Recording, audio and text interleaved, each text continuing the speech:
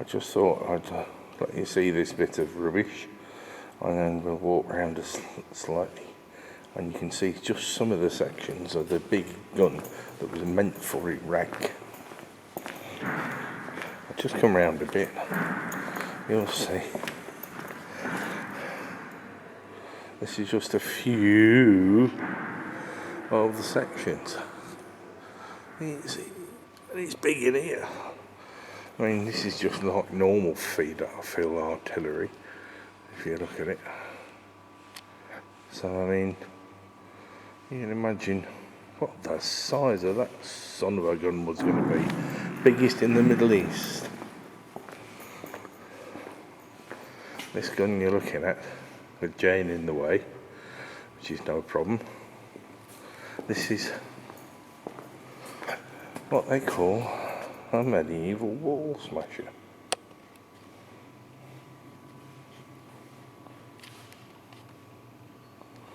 I'll zoom it in so you can get a lot. It was not a bad thing. Turkish, as you can see. This is just the definition of it. Big powerful gun. And then you get a pair of flip-long pistols just beside it. Sorry about the reflections of the light, I can't do anything about that. But here we go.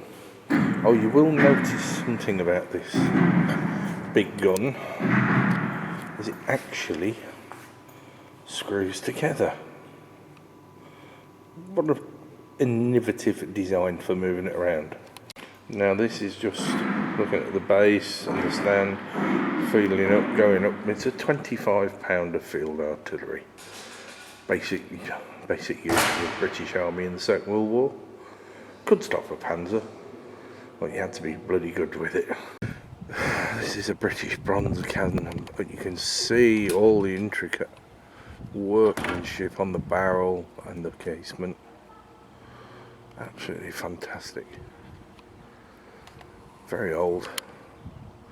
I'll zoom right in. You can see all the intricate work on that barrel. Okay, I'll zoom back out again.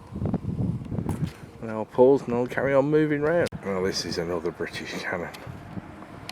And you can see the intricate work all up and down this barrel. It is fantastic.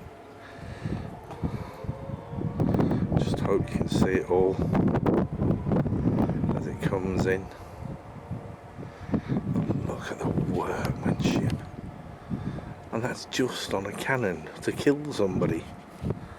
Magic. Absolutely magic. This is a 4.5 inch anti-aircraft firing HE or shrapnel rounds. Circa 1945 was the bomb that was used mostly to fire at the Luftwaffe. They used to bomb the 7th Autumn Muck out of this area because of it being Portsmouth. Now as we pan around from the 4.5, you see just as you're looking, it's lots of big dirt behind the casements. Now the casements were built so if the fort was taken by the French, then the ships from the harbour and also the next forts down the line could bombard these places into submission. So there was never ever going to be a chance that you could hold on to a major strong point without being, well, blown to bits. At the present time, this is the rows of guns on the other side of the parade ground, as they call it. Can't do anything about this, I have to do it from a long distance. Everywhere's in a little bit of flux at the minute. They seem to be working quite well. So we're just zooming in and zooming out. Nice big guns. Those big thing there right in the front is a 16-inch rifle. Can't go wrong. This is the 25 pounder. If you come at 1 o'clock every day, you will see them. They're dressed up in military uniform and they do fire at 1 o'clock. Now we come into some of the field artillery. and as we go around you'll see the Bofors, and then you'll see one more piece of field artillery, then artillery from shipping.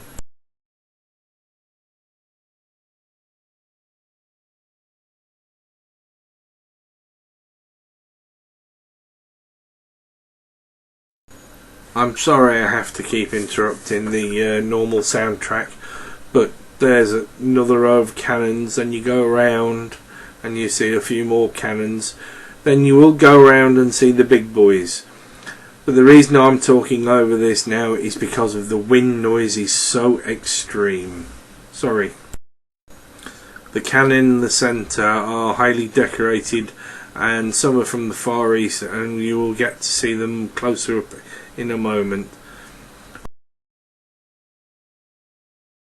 Now these, if I zoom in on one of these, wobbly, that, believe it or not, is a mortar round. It's a little less wobbly. These are mortar rounds. They are the largest armament ever made. Nobody built a mortar bigger than the Brits. Now this is a Turkish cannon. If you look at the intricate castings at the front, and then the really intricate castings as you go down the barrel towards the breech, you'll see it is very well made, exceedingly well made. I don't think I've seen anything like it before. So that's it.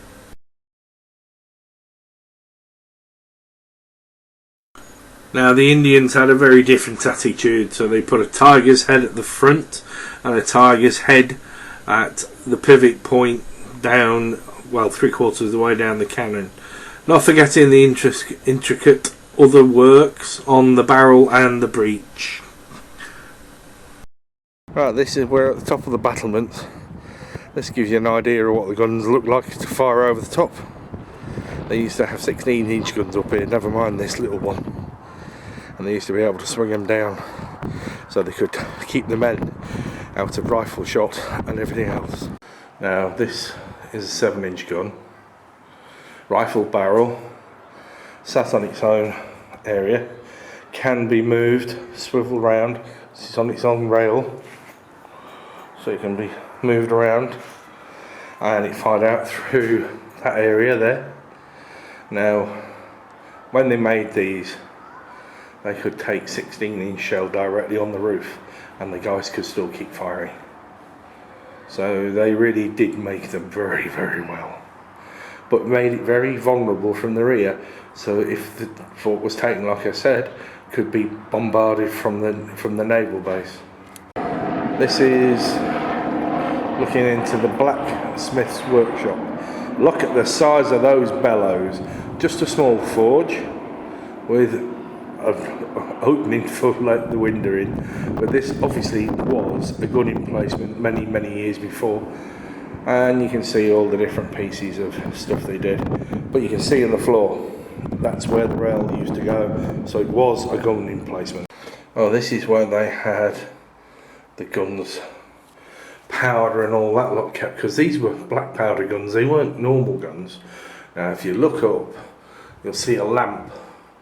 Now that lamp was only lit on this side and put in, and then you could illuminate the room, so the powder would never be ignited due to there being glass between them.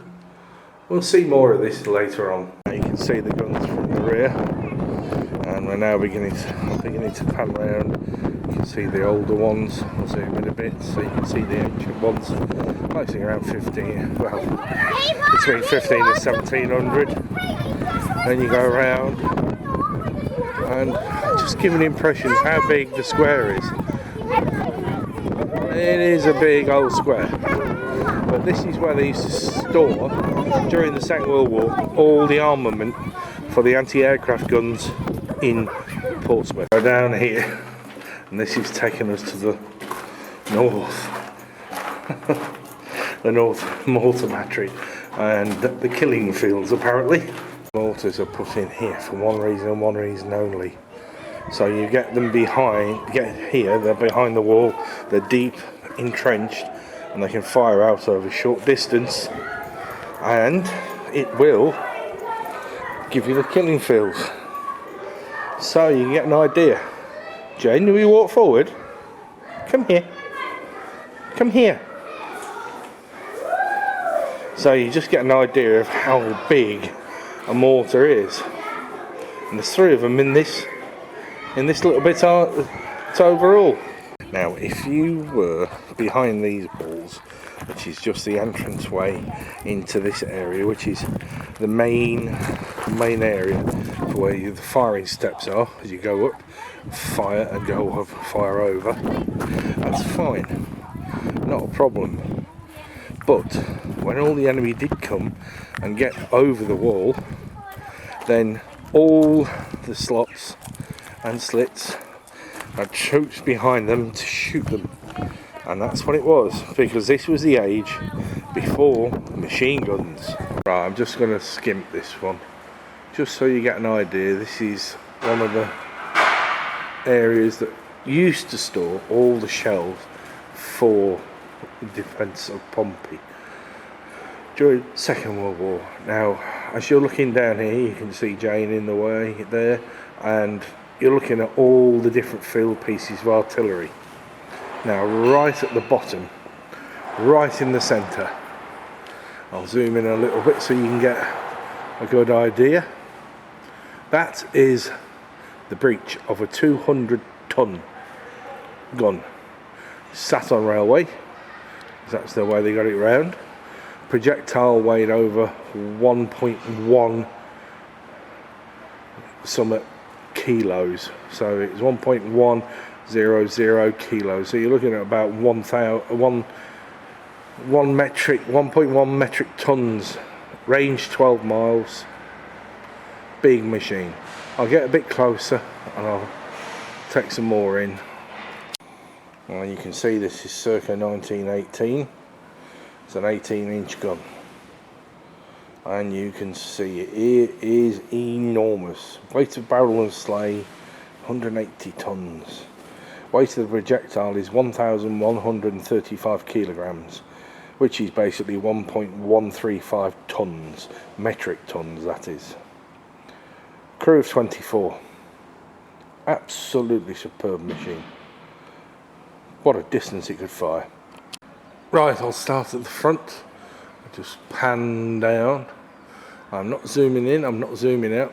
Now you can see the start of the big sleigh where the gun's sat down. It is just enormous. But to think that that can fire over 12 miles is astronomical, and a 1.1 metric ton shell at that. As the gate got led out to the main road, you pan around, you come into the stables. So obviously your horsepower was stored in here. Yeah, not bad, quite small, very well protected. Yeah, not bad at all. Good store, I suppose. 3 horses in here. Yeah, very good. Now these were very early cannon. That is in front of Jane is basically a wrought iron cannon that's all banded together to keep it from falling apart. I wouldn't like to fight with it. More than probably blow up and kill you. But yes, you've got all of this. It's all here, and you can just go on seeing it all.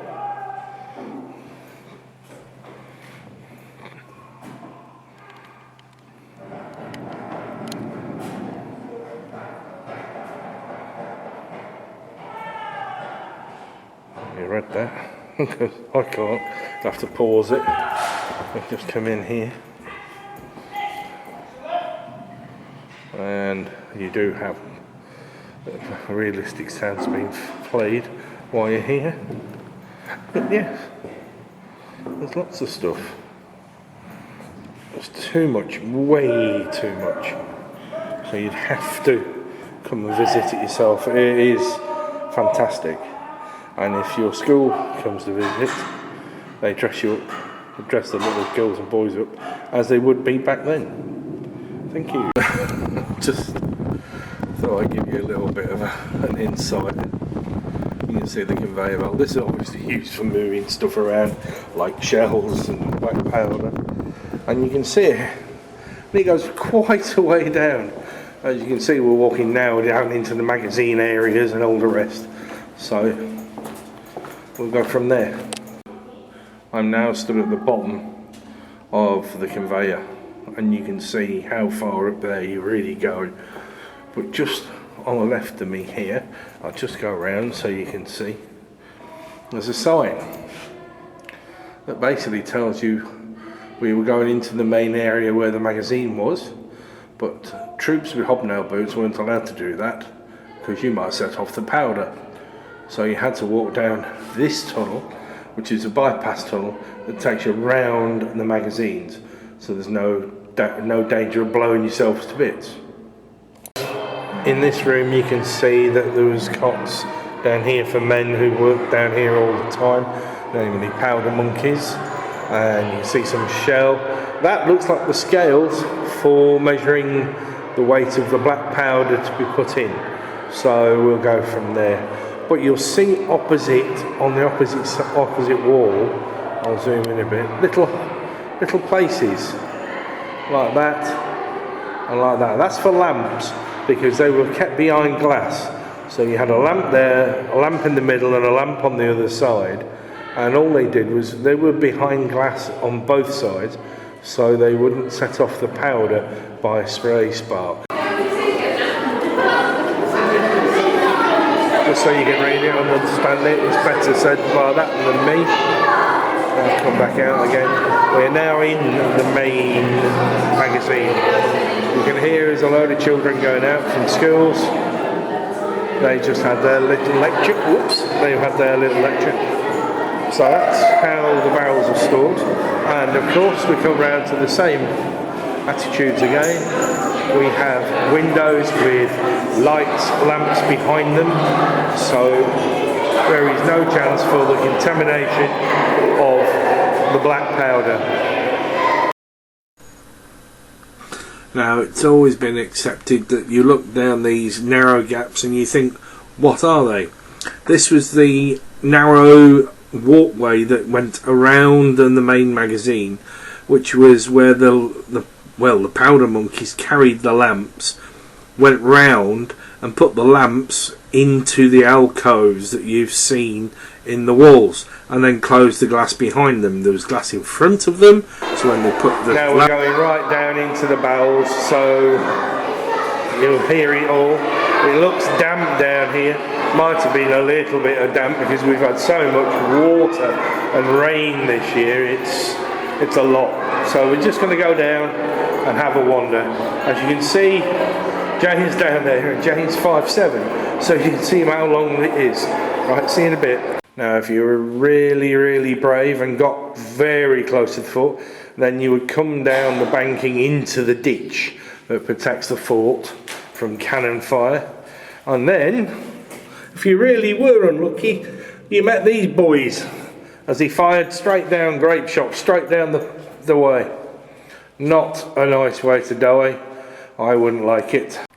Now they call this a flanking gallery. And you think, why? Because they're firing cannon straight down. Now, these shooting holes are left open so you can cover the area in front of the cannon while the cannon are reloading.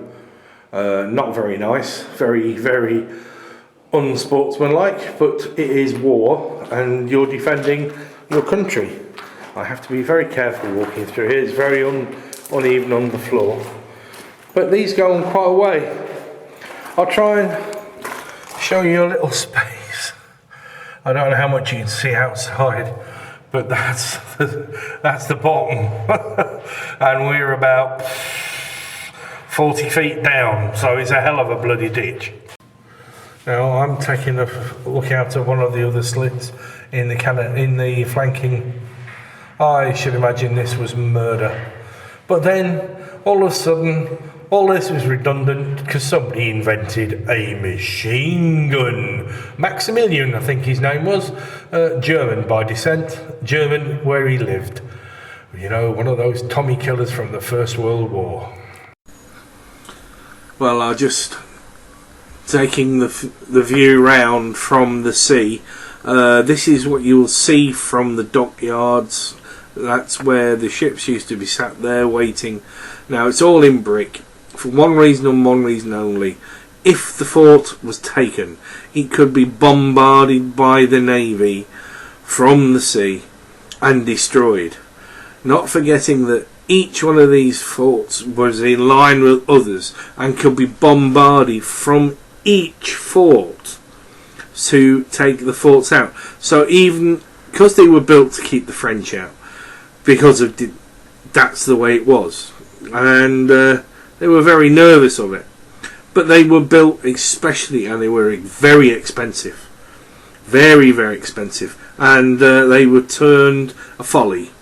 Now I'm coming in here. I'm just going to come in a little bit on the zoom, just to give you information, and then I'll show you when I get a little bit further around how big this mortar really is. Now I said I'd show you this big boy, and he is a big boy. The cars might go through, and vans, but I can't help that. It is a big one. Now that artillery shells there are the round ones in front, are the biggest ever fired. Now that is a mortar, so that doesn't really make much difference to most people, but that's the way it is. So thank you and goodbye.